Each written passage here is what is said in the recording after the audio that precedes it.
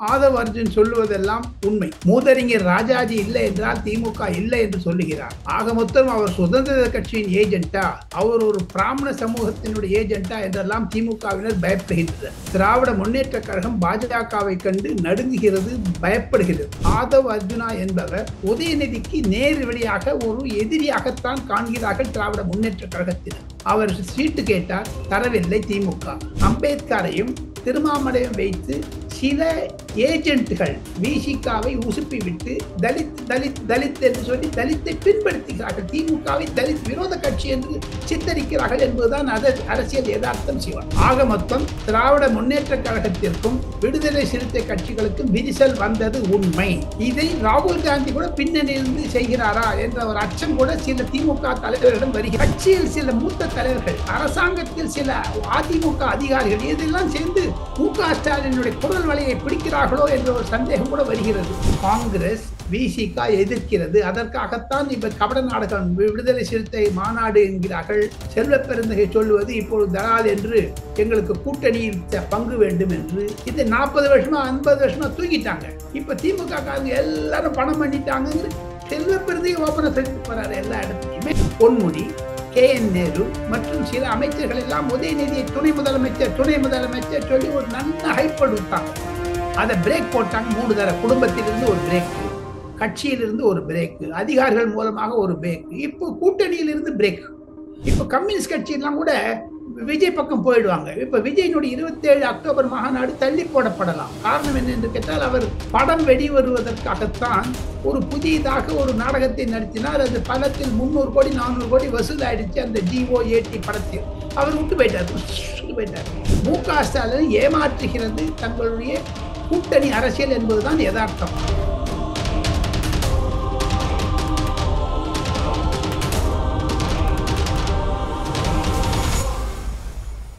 Real one voice நண்பர்களுக்கு, நேயர்களுக்கு வணக்கம். டெல்லியிலிருந்து தொடர்ச்சியாக பல்வேறு முக்கியமான தகவல்களை நம்மோடு பகிர்ந்து கொண்டிருக்கும் மூத்த பத்திரிகையாளர் டெல்லி ராஜகோபாலன் சார் அவர்கள் நம்முடைய இருக்கிறார். வணக்கம் சார். நமஸ்காரம். நமஸ்காரம் சிவா, நமஸ்காரம் சார். நீங்க தொடர்ச்சியா நம்முடைய வாசகடியே ஒரு கருத்துக்களை பகிர்ந்துகிட்டே இருந்தீங்க. விடுதலை சிறுத்தைகள் கட்சியுடைய தலைவர் தொல் திருமாவளவன் அவர்கள் டெல்லியில திமுகவுக்கு எதிராக காய் நகர்த்தி கொண்டிருக்கிறார் அப்படிங்கிற கருத்துக்களை தொடர்ச்சியாக முன் வச்சுக்கிட்டே இருந்தீங்க. இப்போ திமுகவுக்கும் விசிகாவுக்கும் இடையில ஒரு விரிசல் ஏற்பட்டுக்கிட்டே இருக்கிறது. இந்த விரிசலுக்கான காரணம் விசிகாவுடைய துணை பொதுச் செயலாளர் ஆதவ் அர்ஜுன் அவர்கள். இந்த ஆதவ் அர்ஜுன் அவர்கள் பின்னணியில யார் சார் இருக்காங்க? விடுதலை சிறுத்தை கட்சியில் புதியவர்கள் புகுந்த பிறகு அங்கு ஒரு கலேவரம் நடக்கிறது. ராஜா திமுகவினுடைய தலித் தலைவர் சொல்லுகிறார், ஆதவ் அர்ஜுனா என்பவர் தமிழர் அல்ல, அவர் பாஜகவின் ஏஜென்ட் என்றெல்லாம். ஆக மொத்தம் திராவிட முன்னேற்ற கழகம் பாஜகவை கண்டு நடுங்குகிறது, பயப்படுகிறது. அதுதான் ஒரு யதார்த்தம். தவிர சிவா, ஆதவ் அர்ஜுன் சொல்லுவதெல்லாம் உண்மை. அவர் பிரசாந்த் கிஷோர் மற்றும் சுனில் கொனகலுவிடம் பழகிய பிறகு தேர்தலை பற்றி நன்றாக புரிந்து கொண்டிருக்கிறார். மூதறிஞர் ராஜாஜி இல்லை என்றால் திமுக இல்லை என்று சொல்லுகிறார். ஆக மொத்தம் அவர் சுதந்திர கட்சியின் ஏஜென்டா, அவர் ஒரு பிராமண சமூகத்தினுடைய ஏஜென்டா என்றெல்லாம் திமுகவினர் பயப்படுகின்றனர். விடுதலை சிறுத்தைகளை பயப்படுவதை தவிர பாஜகவிடம் மிக மிக நடுங்குகிறது திமுக. அதுதான் யதார்த்தம். அவருடைய பின்னணியில் இருப்பது பாஜக இல்லை என்று நான் திட்டவட்டமாக சொல்ல முடியும். காரணம், ஆதவ் அர்ஜுனா என்பவர் உதயநிதிக்கு நேர் வழியாக ஒரு எதிரியாகத்தான் காண்கிறார்கள் திராவிட முன்னேற்ற கழகத்தினர். காரணம், அவர் சீட்டு கேட்டார், தரவில்லை திமுக. அதனுடைய காபம், தோபம், காட்சி, முயற்சி இதுதான் என்று நான் கேள்விப்படுகிறேன். சிவா, நீங்க கேட்டீங்க ஒரு கேள்வி. ஒரு அதிர்ச்சி சகம் முதிர்ச்சியாக இருக்கிறது, முதிர்ச்சியாக இருக்கிறது, புத்துணர்ச்சியாக இருக்கிறது என்றெல்லாம் சொன்னாலும் விடுதலை சிறுத்தை கட்சியில் ஏன் இப்படி ஒரு பிளவு? போதாத குறைக்கு ஒரு ஷானவாஸ் என்பவரையும் வன்னியரசு என்பவரையும் தொலைக்காட்சிகளில் போகாதீர்கள் என்று சொல்லிவிட்டாராம் இதே ஆதவ் அர்ஜுனா. ஆக மொத்தம் அவர் ஒரு லாட்டரி ஏஜென்டின் உறவினர் என்று சொல்லுகிறார்கள், மாட்டின் உறவினர் என்று. அவர் தமிழ்காரரா, தெலுங்கா, கன்னடமா, கர்நாடக பேர்லயே மாறி இருக்கு அர்ஜுனா. ஸோ இதெல்லாம் வச்சுன்னு பார்த்தீங்கன்னா அவருடைய ஆதிக்கம் ஏன் இருக்கிறது? போதாத குறைக்கு நாளை 26 வியாழக்கிழமை செப்டம்பர் மதியம் 12 மணிக்கு திருமாவளவன் அனைத்தையும் தெள்ள தெளிவாக கூற இருக்கிறார். அவர் விடுதலை சிறுத்தை கட்சியினுடைய துணை பொதுச்சாளர் அர்ஜுனா பேசியதை கண்டிப்பாரா அல்லது ஆதரிப்பாரா என்று தெரியவில்லை. ஆக மொத்தம் திராவிட முன்னேற்ற கழகத்திற்கும் விடுதலை சிறுத்தை கட்சிகளுக்கும் விரிசல் வந்தது உண்மை. அந்த விரிசல் தற்காலிகமாக ஒட்டப்பட்டு கொடுத்தாலும் ஃபெவிகோலில் அது பிடிப்பு இருக்காது. என்று ஒன்றும் தளர்ந்து விடும், என்று வென்றாலும் ஓடி விடுவார்கள் திமுக அணியில் இருந்து என்பதுதான் யதார்த்தம். சார், இப்போ இந்த ஆதவ் அர்ஜுனாவை இயக்குவது திமுகவுல உதயநிதி ஸ்டாலினை முன்னிலைப்படுத்துவதை பிடிக்காத ஒரு சிலர் தான் ஆதவ் அர்ஜுனாவை இயக்குறாங்க அப்படிங்கிற கருத்துக்கள் சோசியல் மீடியாக்கள்ல வெளியாகிறதே சார், உண்மையாக இருக்குமா சார்? அப்படி உண்மையாய்த்தான், அது உண்மைத்தான். அதுக்கு தான் ராஜா பதில் சொல்லுகிறார். ராஜாவே என்னிடம் சொல்லியிருக்கிறார், தலித் பிராமணன் சேர்ந்தாங்கன்னா திமுகவை நான் கைப்பற்றி விடுவேன் என்று அவருக்கும் ஒரு மனதில் இருக்கிறது. அவரும் உதயநிதி வளர்ச்சியை ஆதரிப்பாரா எதிர்ப்பாரா தெரியவில்லை. இருப்பினும் ஒரு சாரார் வேண்டுமென்றே மு.க. ஸ்டாலினுக்கு எதிராக செய்வதாக இந்த சேஷ்டையை என்று சொல்லுகிறார்கள் பலர். டெல்லியிலிருந்து நான் பார்க்கக்கூடியது, இதை ராகுல் காந்தி கூட பின்னணியிலிருந்து செய்கிறாரா என்ற ஒரு அச்சம் கூட சில திமுக தலைவரிடம் வருகிறது. காரணம், ராகுல் காந்தியினுடைய அகில இந்திய பாணியில் பார்த்தால் உத்தவ் தாக்கரேயும் இயக்கி வைக்கிறார், ஆட்டி படைக்கிறார். அவருடைய கூட்டணியில் இருந்த இந்தி கூட்டணியில் இருந்தாலும் உத்தவ் தாக்கரேக்கு எதிராக மகாராஷ்டிரா அரசியலில் காங்கிரஸ் மீண்டும் வளர்ந்து வந்து விட்டது, அதிகமான சீட்டு வேண்டும் என்று கேட்கிறார்கள். அதைத்தான் செல்வ பெருந்தகை சொல்லுகிறார். நேற்று முன்தினம் மேற்கு வங்காளத்தினுடைய திரிணாமுல் காங்கிரசிடம் சண்டை போட்டார்கள் காங்கிரஸ்காரர்கள். ஆனால் அதை பொருட்படுத்தாமல் ராகுல் காந்தி இருக்கிறார். ராகுல் காந்தி வேண்டுமென்றே மம்தா பானர்ஜிக்கு எதிராக செயல்படுகிறார், ஃபரூக் அப்துல்லாவிடம் எதிராக செயல்பட. மொத்தம் இந்திய கூட்டணியில் இருக்கக்கூடிய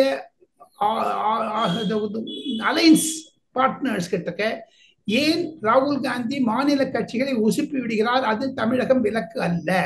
அந்த பின்னணியில் பார்த்தால் கமல்ஹாசனை ராகுல் காந்தி வளர்த்தார் தேர்தலுக்கு முன்பாக. இப்பொழுது கமல்ஹாசன் சரண்டர் அடைந்து விட்டார், திமுகவில் சரணாகதி அடைந்து விட்டார். அதே மாதிரி அர்ஜுனாவினுடைய பின்போக்கு, அதாவது போக்கு ராகுல் காந்தியினுடைய செய்கைகளினாலும் அவருக்கு சிக்னல்னாலும் இருக்கு, ரிமோட் கண்ட்ரோல் ராகுல் காந்தியிடம் இருக்கிறது என்று தான் சொல்லுகிறார்கள்.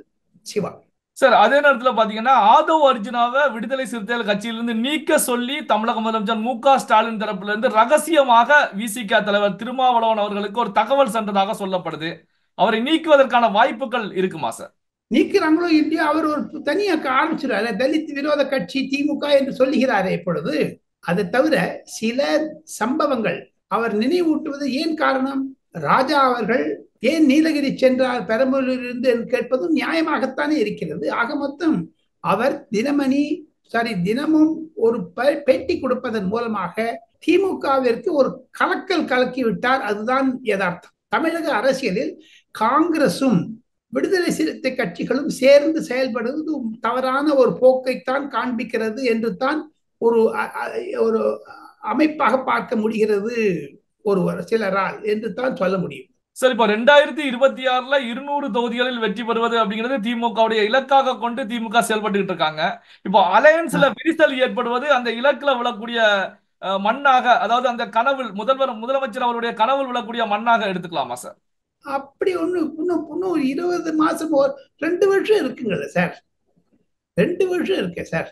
அதனால எது ஒண்ணு நடக்கலாங்க. காட்சிகள் மாறலாம், கட்சிகள் மாறலாம். என்னை பொறுத்து மட்டும் அதிமுகவிற்கு இது ஒரு லட்டான செய்தியாகத்தான் தெரிகிறது. பல முக்கிய கருத்துகள் என்றாலும் பார்க்க வேண்டிய இடத்திலிருந்து ஒரு எதர்ச்சியான ஒரு போக்கை பார்த்தால், ஒருவேளை திமுகவில் சில குடும்ப கட்சிகள், குடும்ப ஆளுமைகள், கட்சியில் சில மூத்த தலைவர்கள், அரசாங்கத்தில் சில அதிமுக அதிகாரிகள் இதெல்லாம் சேர்ந்து மு.க. ஸ்டாலினுடைய குரல் வலையை பிடிக்கிறார்களோ என்ற ஒரு சந்தேகம் கூட வருகிறது. உதாரணத்திற்காக சில மூத்த பத்திரிகையாளர்கள், எனக்கு மிக மிக நெருங்கிய நண்பர், அவர் திமுக ஊடகங்களை பற்றி பேச ஆரம்பித்து விட்டார். மணி என்பவர் பல தொலைக்காட்சிகளில் வருகிறார். அவருடைய போக்கு கம்யூனிஸ்ட் போக்கா இருந்தாலும் அவரும் எதிர்த்து போகிறார்.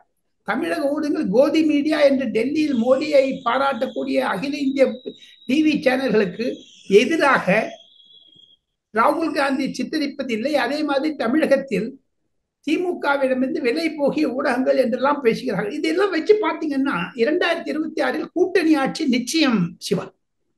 காங்கிரஸ் போடுது, ப சிதம்பரத்துடைய மகன் கார்த்திக் சிதம்பரம் பேசுகிறார், ஒவ்வொருத்தரும் பேச ஆரம்பிச்சுட்டாங்க.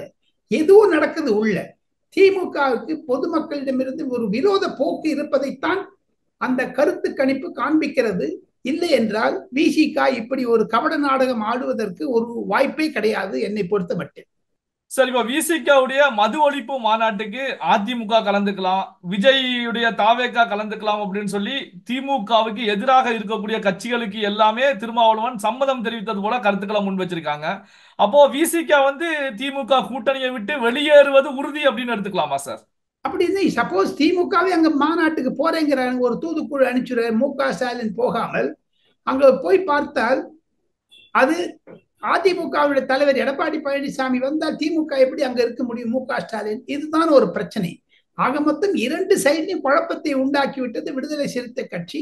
எப்படி வட இந்தியாவில் மாயாவதி அம்மையார் உத்தரப்பிரதேசத்தில் காஞ்சிராம் போன்றவர்கள் எல்லாம் வைத்து தலித் அரசியல் செய்து அதில் மூழ்கி விட்டாரோ, காஞ்சிராம் போன்றவர்கள் அம்பேத்கர் பெயரை எடுத்து தலித் அரசியல் செய்ய பின்வாங்கி விட்டார்கள், அது ஒரு வியாபாரமாக செய்தார் என்று அகிலேஷ் யாதவும் பாரதிய கட்சியினுடைய யோகி ஆதித்யநாத் சொல்வது போன்று தமிழகத்திலும் அம்பேத்கரையும் திருமாமலையும் வைத்து சில ஏஜென்ட்கள் விசிகாவை உசுப்பி விட்டு தலித் தலித் தலித் என்று சொல்லி தலித்தை பின்படுத்துகிறார்கள். திமுகவை தலித் விரோத கட்சி என்று சித்தரிக்கிறார்கள் என்பதுதான் அரசியல் யதார்த்தம் சிவா. சார், முதலமைச்சர் மு.க. ஸ்டாலின் இடத்துல அண்மையில கேட்கும் போது மாற்றம் என்பதுல ஏமாற்றம் இருக்காது அப்படிங்கிற கருத்துக்களை முன் வச்சாங்க. இந்த நிலையில இப்படி பிரச்சனைகள், அதாவது துணை முதலமைச்சர் அப்படிங்கிற விவகாரத்தின் அடிப்படையில விசிக ஒரு பக்கம் போர்க்கொடி தூக்கி இருக்கக்கூடிய சூழ்நிலையில உதயநிதி ஸ்டாலின் அவர்கள் துணை முதலமைச்சர் ஆகுவதற்கான வாய்ப்புகள் இருக்குமா சார்? மாற்றம், ஏமாற்றம், பதற்றம். ஆக மொத்தம் இந்த பதற்றம் தான் அதற்கு காரணம். ஏன் பதற்றம் வருகிறது? ஏமாற்றத்தை விடுங்கள், மாற்றத்தை விடுங்கள்.